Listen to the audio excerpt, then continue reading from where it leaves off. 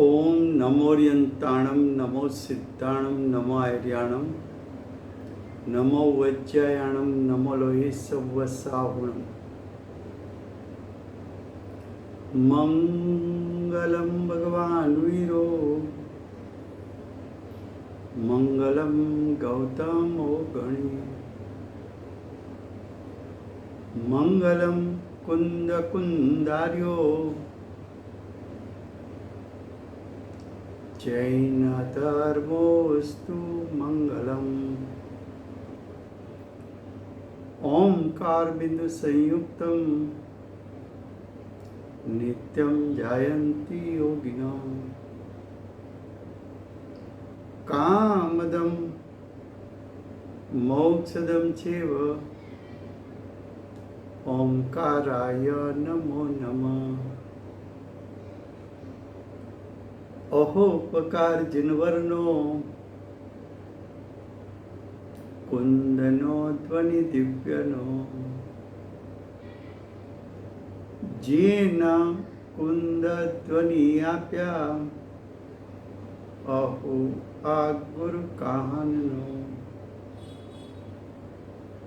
तुझ ज्ञान ध्यान नो रंग अमया दर्श रहो ओ शिव पद तक तुझ संग माता हाथ करो।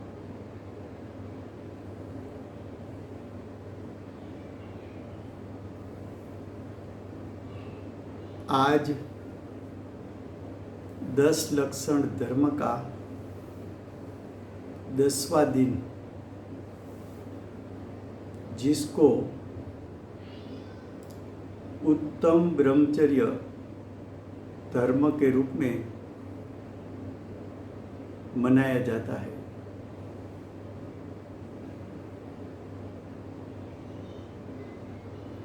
वन जंगल में रहने वाले, स्वानुभूति करने वाले, प्रचुर अतीन्द्रिय ज्ञान और अतीन्द्रिय सुख को भोगने वाले, बार बार स्वरूप में जिसको स्थिरता होती है, ऐसे मुनिराज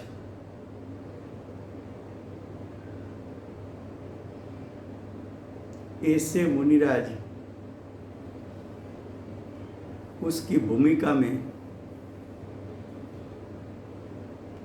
उत्तम ब्रह्मचर्य धर्म किसको कहने में आता है,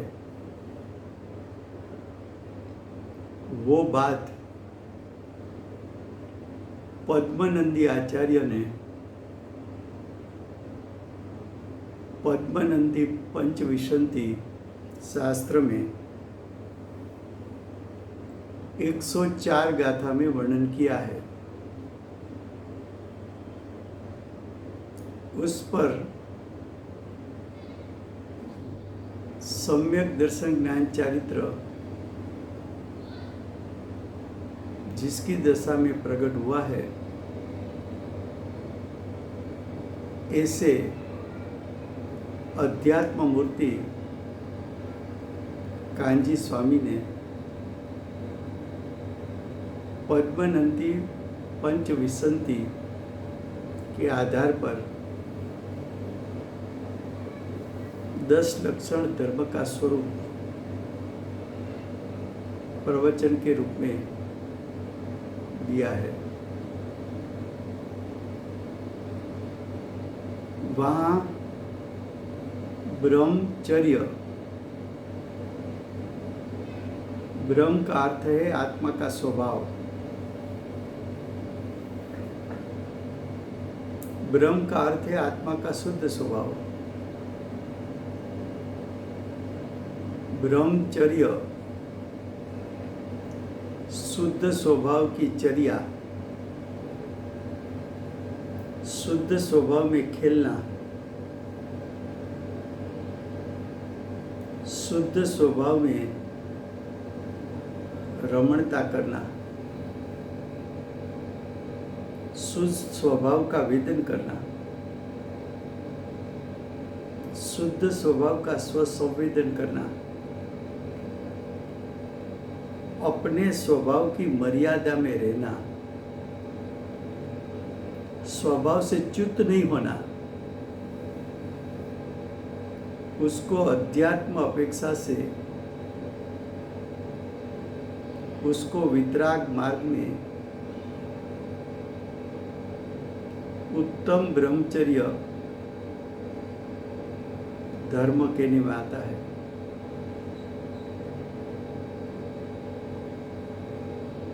मुनिराज निर्विकल्प दशा में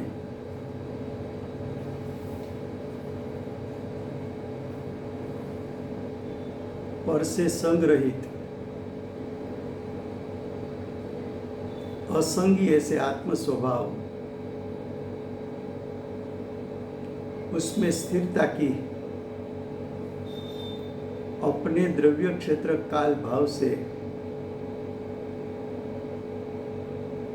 अपनी दृष्टि और उपयोग खिसकती नहीं है। स्वभाव में स्थिर हो जाना, स्वभाव की मर्यादा को नहीं तोड़ना, स्वभाव जैसा शुद्ध है ऐसी परिणाम में वितरागता प्रकट करना, शुद्धता प्रकट करना, उसको उत्तम ब्रह्मचर्य धर्म कहने में आता है। ऐसे मुनिराज सविकल्प दशा में स्वस्त्री पर स्त्री का जिसको त्याग है,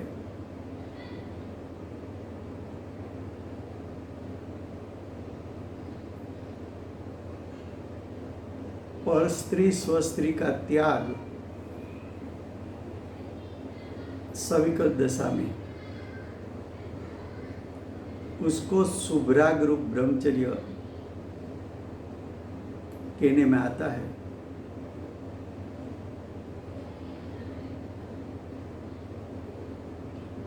जिस मुनिराज को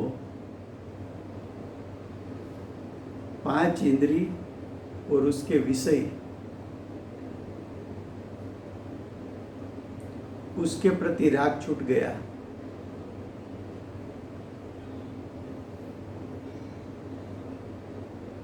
शरीर का भोगवटा का भाव स्पर्शेंद्री का विषय है।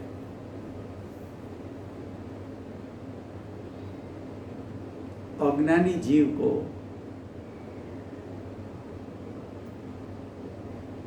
जहां तक अज्ञान दशा रही,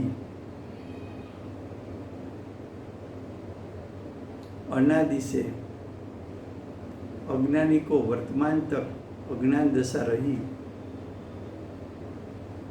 तो अज्ञान दशा में जीव 4 गति में रहता है और 4 गति में कम से कम 1 इंद्री तो उसको मिलती है, ज्यादा से ज्यादा 5 इंद्री और मन मिलता है। लेकिन जो 1 इंद्री मिली वो स्पर्शेंद्रिय है। स्पर्शेंद्री का संस्कार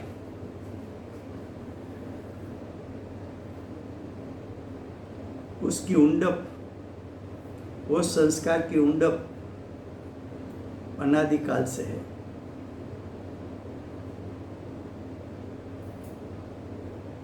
स्पर्शेंद्री के भोगवटा का भाव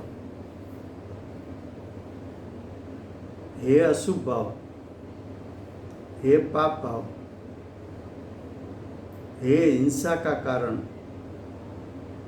है भाव हिंसा और द्रव्य हिंसा का कारण।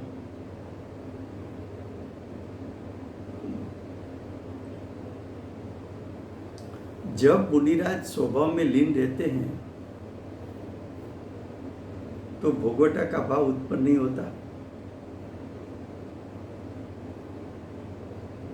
जब मुनिराज ध्यानस्थ अवस्था में रहते हैं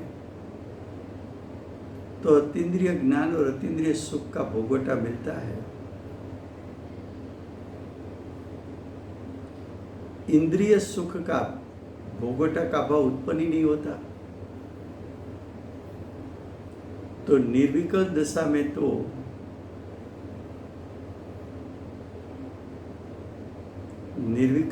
में तो रहना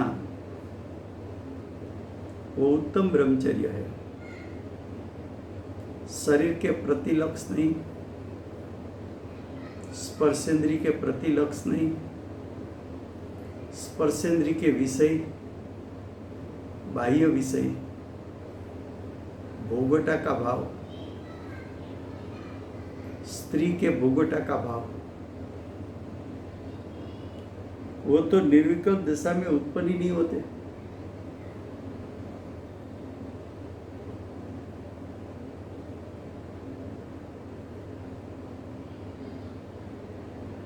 तो मुनिराज को जब ऐसा विकल्प ही नहीं उत्पन्न होता तो बाह्य में शरीर आदि क्रिया तो सहज होती नहीं।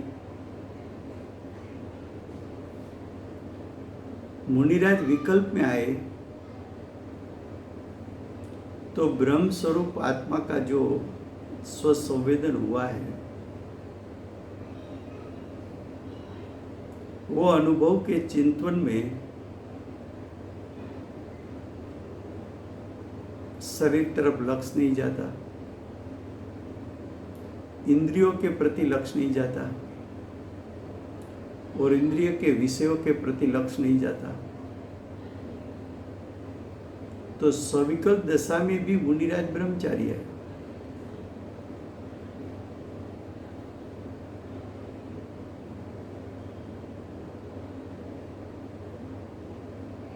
दूसरा, मुनिराज ने मुनि दशा में 5 पाप का त्याग किया है। हिंसा, झूठ, चोरी, अब्रह्मचर्य, परिग्रह, 5 पाप का त्यागी है। शरीर के भोगवटा के भाव में तो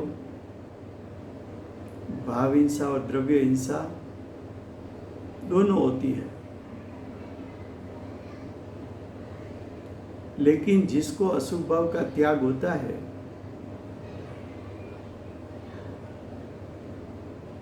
और अंतरंग में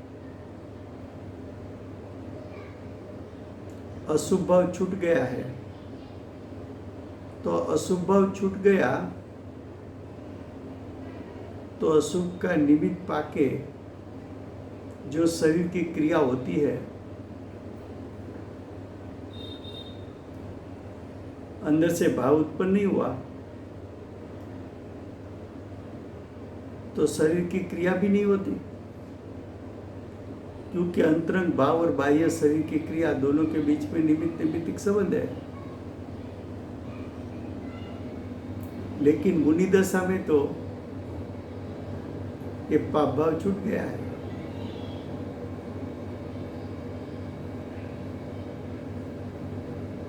मुनिराज के शरीर की ओर से देखा जाए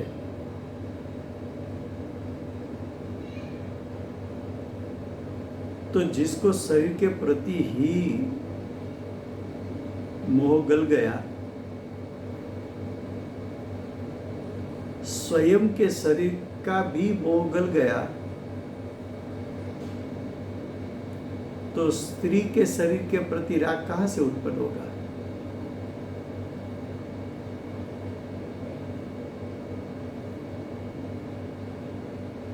तो मुनिराज की देह की क्रिया,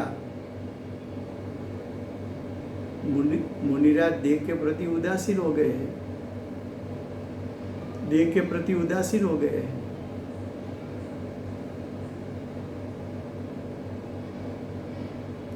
मुनिराज शुद्धता की दृष्टि से देखे तो भी ब्रह्मचारी है, स्वभाव की ओर से देखे तो भी ब्रह्मचारी है, अशुभ का त्याग है इसलिए भी ब्रह्मचारी है, और शरीर की ऐसी क्रियाओं का भी त्याग है इसलिए ब्रह्मचारी है। अज्ञानी शरीर से ब्रह्मचर्य का पालन करे फिर भी वो ब्रह्मचारी नहीं है। क्यों?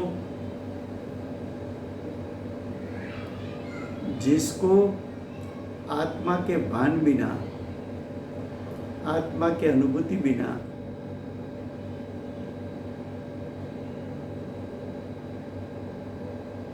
आत्मा की अनुभूति नहीं है, आत्मा में हूंपना नहीं है, आत्मा की रुचि नहीं है, आत्मा के स्वरूप का ज्ञान नहीं है, आत्मा में स्थिरता नहीं है,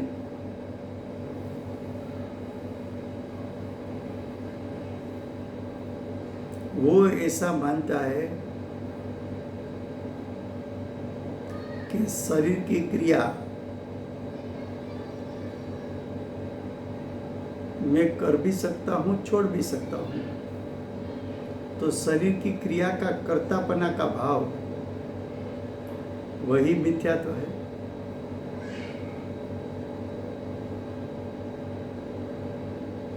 शरीर का भोगवटा मैं कर सकता हूँ और शरीर का भोगवटा मैं छोड़ सकता हूँ, वो मान्यता ही मिथ्यात्व है।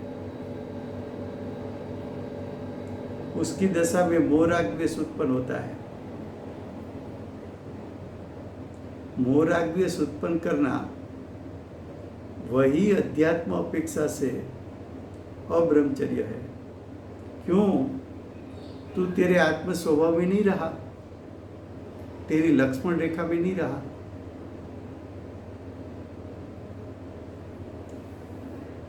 मुनिराज का ब्रह्मचर्य समझना वो 15-20 मिनट का विषय नहीं है। उसके पीछे तुझे पढ़कर चिंतन मनन करना पड़ेगा।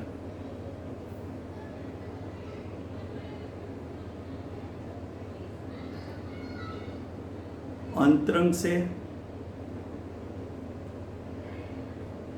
और बाह्य से दोनों क्रिया में जिसको ब्रह्मचर्य होता है, यानी निश्चय पूर्वक का व्यवहार, निश्चय से भी ब्रह्मचर्य, व्यवहार से ही ब्रह्मचर्य, वो मुनि का उत्तम ब्रह्मचर्य कहने में आता है। अब हमारा विषय चलता है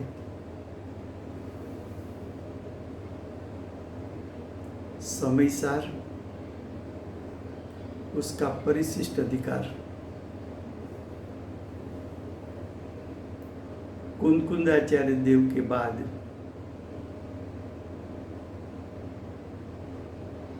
जिसके परिणाम में अमृत है,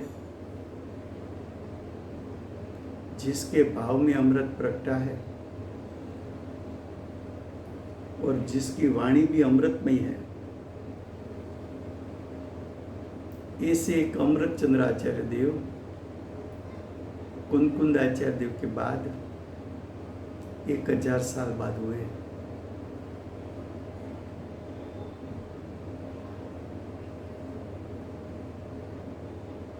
कुंदकुंदाचार्य देव के प्रति, समयसार के प्रति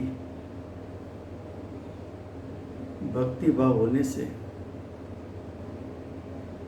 उस शास्त्र की टीका की और कुंदकुंदाचार्य देव ने शास्त्र पूर्ण किया। उसके बाद परिशिष्ट अधिकार लिखा। परिशिष्ट में एक विषय ऐसा लिया कि आत्मा अनंत शक्तिवान है, लेकिन अनंत शक्ति शब्द के माध्यम से वर्णन नहीं हो सकता।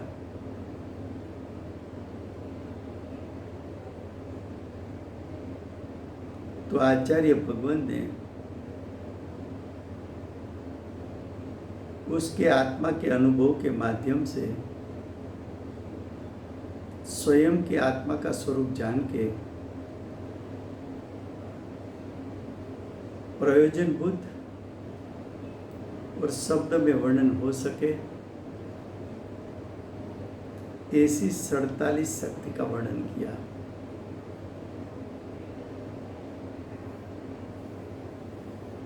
उसमें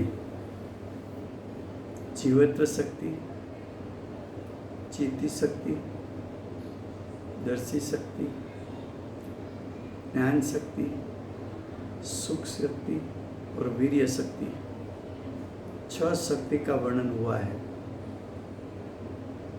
वो भी वर्णन संक्षिप्त में हुआ है।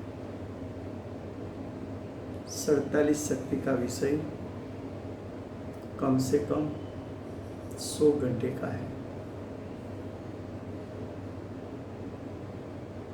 आज हम 7वीं शक्ति प्रभुत्व शक्ति, उसका जो आचार्य भगवान ने वर्णन किया है, पूज्य गुरुदेव कांजी स्वामी ने वर्णन किया है, उसके आधार पर आज हम वर्णन करेंगे प्रभुत्व शक्ति का।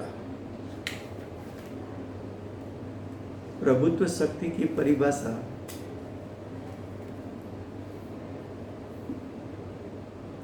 जिसका प्रताप अखंडित है, जिसका प्रताप अखंडित है, अर्थात जिसका प्रताप किसी से खंडित हो नहीं सकता है, ऐसी स्वतंत्रता से शोभायमान जिसका लक्षण है, उसको प्रभुत्व शक्ति कहने में आता है।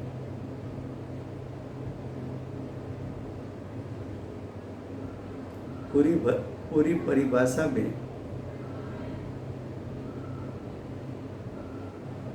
मुख्य 2 शब्द है, स्वतंत्रता थी शोभायमान। प्रभुत्व शक्ति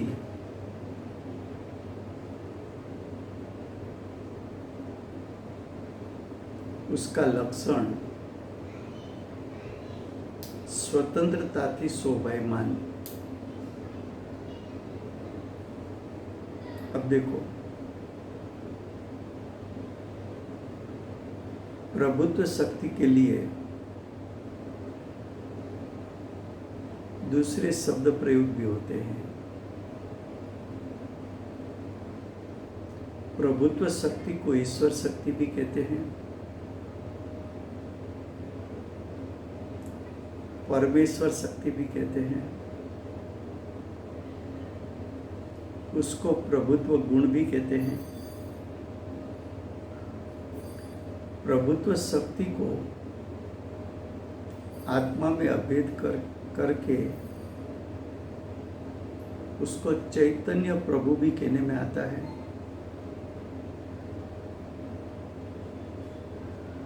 स्वतंत्रता से शोभायमान है, इसलिए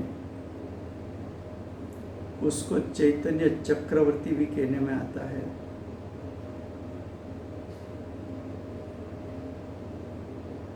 और प्रभुत्व शक्ति आत्मा में अभेद करके उसको प्रभु भी कहने में आता है। ईश्वर शक्ति कहो, परमेश्वर शक्ति कहो, प्रभुत्व गुण कहो,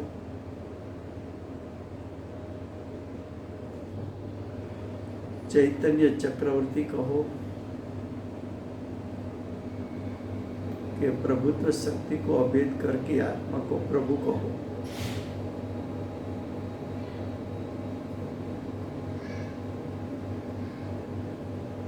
प्रभुत्व शक्ति आत्मा की शक्ति है, असाधारण शक्ति है। प्रभुत्व शक्ति आत्मा के असंख्यात प्रदेश में व्यापी हुई है। जहाँ प्रभुत्व शक्ति है वहीं दूसरी अनंत शक्ति अभेद रूप है।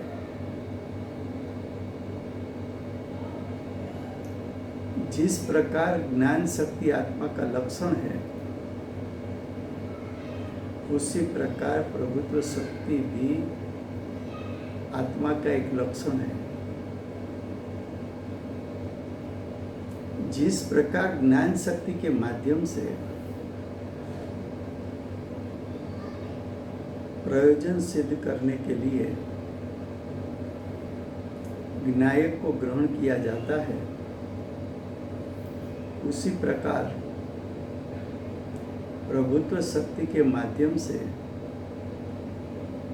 विनायक को ग्रहण करके तेरा प्रयोजन तो सिद्ध कर सकता है, अर्थात सम्यक दश ज्ञान चरित्र प्रकट कर सकता है।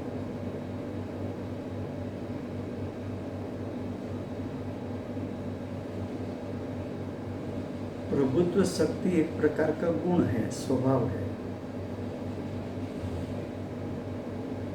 वो स्वभाव उसके स्वभाव से परिपूर्ण है, पूर्ण शक्तिमान है। उसकी शक्ति बेहद अमाप अजोड़ शक्ति। ये शक्ति महिमावंत है।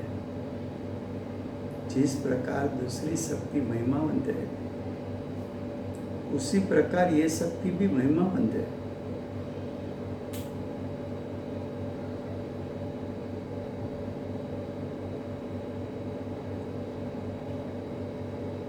प्रभुत्व शक्ति गुण है तो उसका परिणमन होना चाहिए। तो प्रभुत्व शक्ति का भी परिणाम है।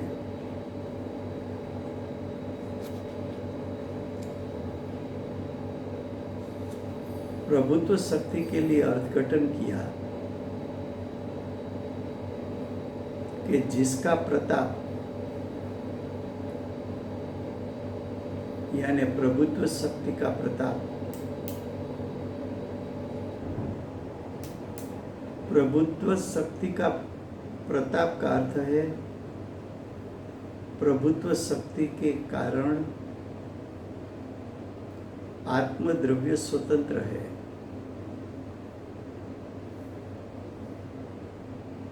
जिस प्रकार ज्ञान शक्ति जाननपणा प्रकट करती है, जीवत्व शक्ति भाव प्राण उत्पन्न करती है, दर्शी शक्ति देखना का कार्य करती है,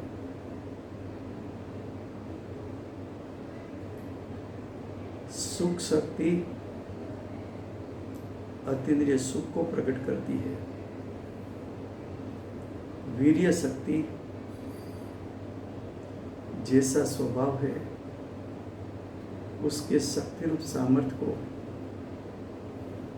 वर्तमान पर्याय में प्रकट करने का कार्य वीर्य शक्ति का है। उसी प्रकार प्रभुत्व शक्ति के कारण आत्मद्रव्य को स्वतंत्रता मिलती है। और प्रभुत्व शक्ति आत्मा में अभेद होने के कारण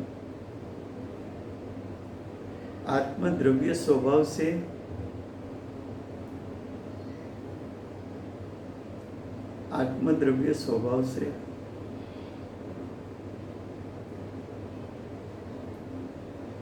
स्वतंत्र होता है।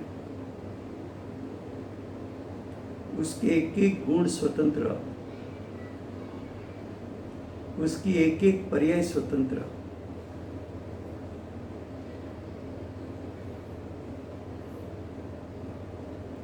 प्रभुत्व शक्ति का कार्य क्या? तो कहा कि जिसका प्रताप यानी जिसकी स्वतंत्रता अखंडित है, अखंडित है उसका अर्थ उसकी स्वतंत्रता तीनों काल रहने वाली है। उसकी स्वतंत्रता को कोई खंडित नहीं कर सकता। कर्म का उदय आत्मा की स्वतंत्रता को खंडन नहीं कर सकता।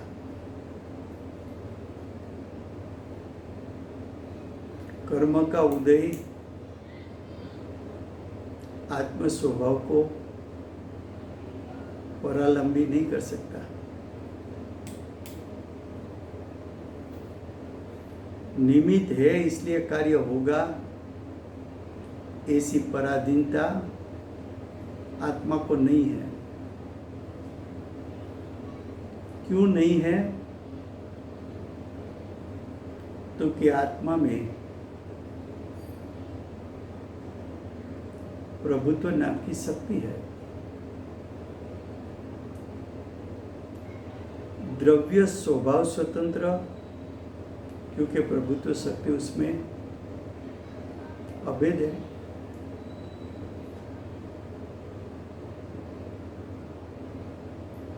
दूसरी अनंत शक्ति भी आत्मद्रव्य में अभेद है। इसलिए द्रव्य स्वभाव को भी स्वतंत्रता मिलती है और उसके अनंत गुणों को भी स्वतंत्रता मिलती है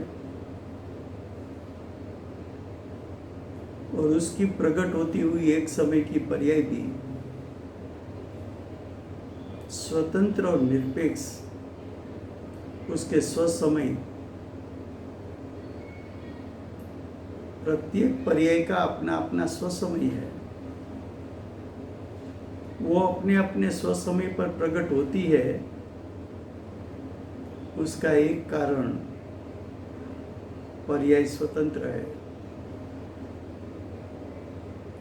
उसका एक कारण आत्मद्रव्य में प्रभुत्व नाम की शक्ति है।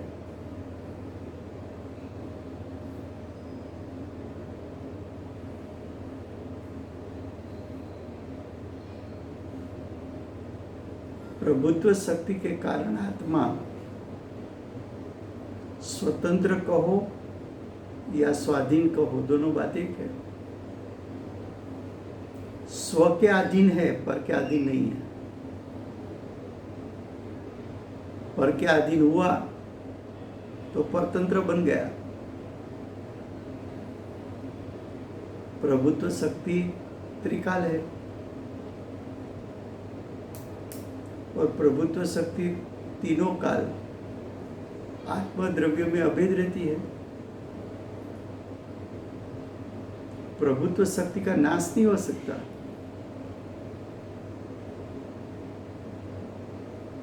प्रभुत्व शक्ति आत्मा में अभेद है, त्रिकाल है, परिपूर्ण है, उसका नाश नहीं हो सकता। उसका अर्थ तो आत्मद्रव्य तीनों काल स्वतंत्र बन गया। चाहे वो अज्ञानी हो, चाहे वो साधक हो, चाहे वो परमात्मा हो, चाहे निगोद में हो, चाहे सिद्ध पद में हो, चाहे संसार में हो, चाहे मुक्त हो, जीव स्वतंत्र विभाव करने में जीव स्वतंत्र, कर्म के उदय के कारण जीव में विभाव नहीं उत्पन्न होता। जीव स्वतंत्रपणे स्वभाव से च्युत होता है, इसलिए विभाव उत्पन्न होता है। लेकिन यह विभाव की बात नहीं करनी है। क्यों नहीं करनी है? क्या विभाव की पर्याय आत्मा की पर्याय नहीं है? क्या विभाव की पर्याय आत्मा की पर्याय, वो पर्याय स्वतंत्र नहीं है? तो कि ऐसा नहीं है तो स्वतंत्र। लेकिन यहाँ राग द्वेष की बात इसलिए नहीं करनी है, विभाव की बात इसलिए नहीं करनी है कि प्रभुत्व शक्ति को लक्षण कहा, तो लक्षण के माध्यम से लक्ष्य ग्रहण करने का प्रयोजन है, और लक्ष्य आत्मा का शुद्ध स्वभाव है। जब आत्मा के शुद्ध स्वभाव को ग्रहण करते हैं तो परिणाम में तो सुखता प्रगटती है।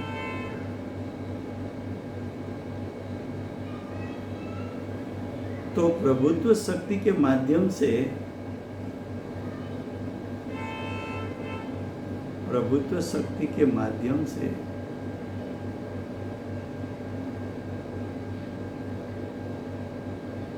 विनायक स्वभाव को ग्रहण किया तो जीव की दशा में शुद्धता प्रकट हो गई।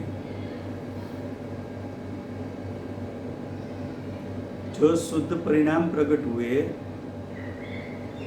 वो भी स्वतंत्र। अब देखो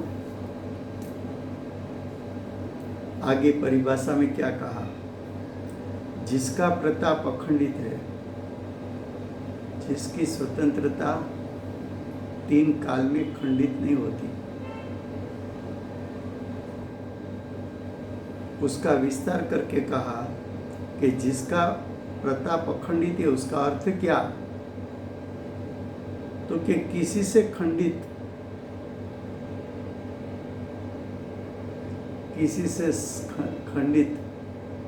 उसको नहीं कर सकते,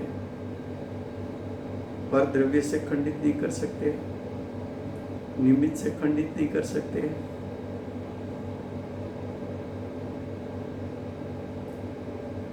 ऐसी स्वतंत्रता से शोभायमान, जिस प्रकार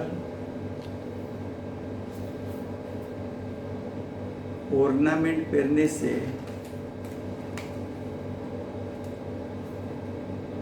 जैसी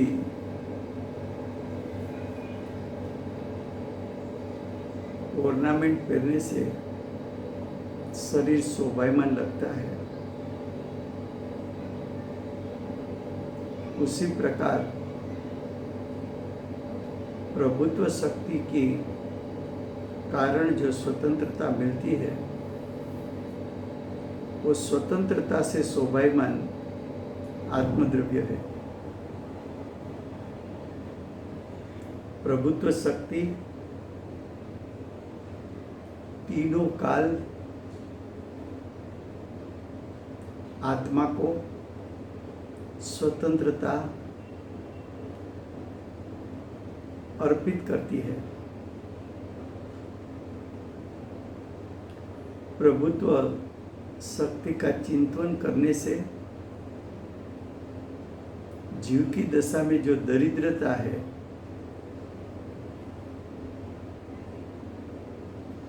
जीव को जो पामरता लगती है, दरिद्रता लगती है, वो नाश हो जाती है। मेरे पास पैसा है तो मैं सुखी, मेरे पास खाने पीने का है तो मैं सुखी,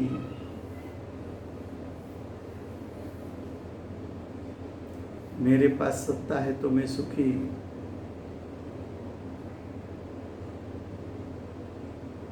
तू दरिद्र है,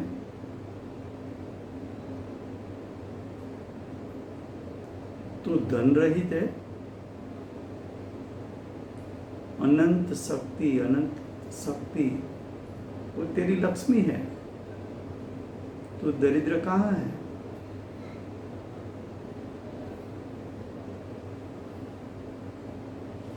जिस प्रकार तुझे हीरा मिल जाए तो तुझे लगता है कि मेरी दरिद्रता चली गई। तेरी एक एक शक्ति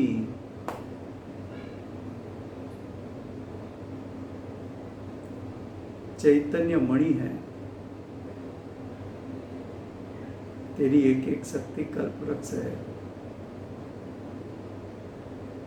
तेरी एक एक शक्ति की कीमत हीरा से कहीं अनंत गुणी है। जिस प्रकार तूने हीरा पर दृष्टि की तो हीरा की कीमत मालूम पड़ी।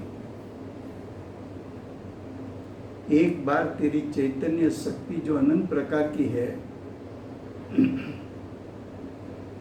उस पर दृष्टि कर, बाद में देख एक समय भी तूने स्वभाव पर दृष्टि कर दी, तेरी शादी अनंत काल तक तेरे परिणाम में जो दरिद्रता तुझे लगती है उसका नाश हो जाएगा। अरे तू सिद्ध पद प्रकट करने में स्वतंत्र हो, ऐसा प्रभुत्व शक्ति कहती है। गुरु के निमित्त से होगा, शास्त्र के निमित्त से होगा, देव के निमित्त से होगा तो कि नहीं, तू स्वतंत्र पड़े तेरे स्वपुरुषार्थ से तेरे स्वभाव का लक्ष्य करेगा, तुझे मोक्ष मार्ग और मोक्ष प्रगटेगा। मोक्ष मार्ग और मोक्ष प्रकट करने के लिए तू स्वतंत्र है। निमित्त पर से जब तक दृष्टि नहीं हटेगी तब तक तेरी स्वतंत्रता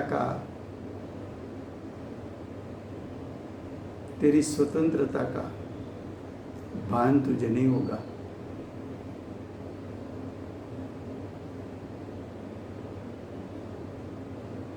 तेरी प्रभुत्व शक्ति तेरे आत्मा में व्यापी हुई, तीनों काल अभेद, तीनों काल पूरे भाग में व्यापी हुई। तीनों काल उसका अनादि से अनंत काल परिणमन है।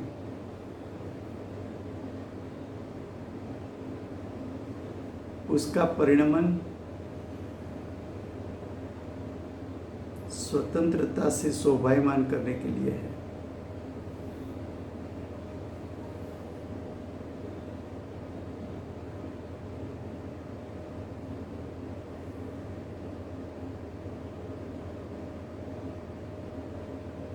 तेरे पास षटकारक है, कर्ता, कर्म, करण, संप्रदान, अपादान, अधिकरण। ये षटकारक 6 प्रकार की शक्ति है। वो 6 प्रकार की शक्ति भी आत्मा के पूरे भाग में व्यापी हुई है।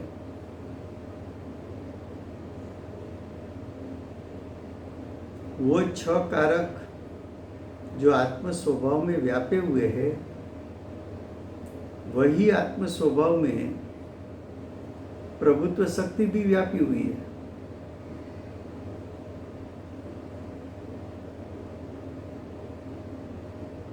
षट कारक को पर की अपेक्षा नहीं, व्यवहार कारक की अपेक्षा नहीं। क्यों? तो के षट कारक के साथ प्रभुत्व शक्ति भी वहां अभेद है। प्रभुत्व शक्ति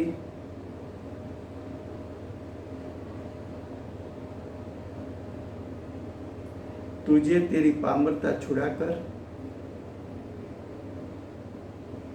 यानी संसार छुड़ाकर, अल्पज्ञता छुड़ाकर, राग छुड़ाकर, विकल्प मात्र छुड़ाकर तुझे शक्ति का जैसा परिणमन है उसी प्रकार तेरे परिणाम में परिपूर्ण स्वतंत्रपणे शुद्धता प्रकट करा के सिद्ध पद की प्राप्ति करा सकती है। तो ये प्रभुत्व शक्ति का संक्षिप्त विस्तार हुआ। अब विभुत्व शक्ति शुरू होगी।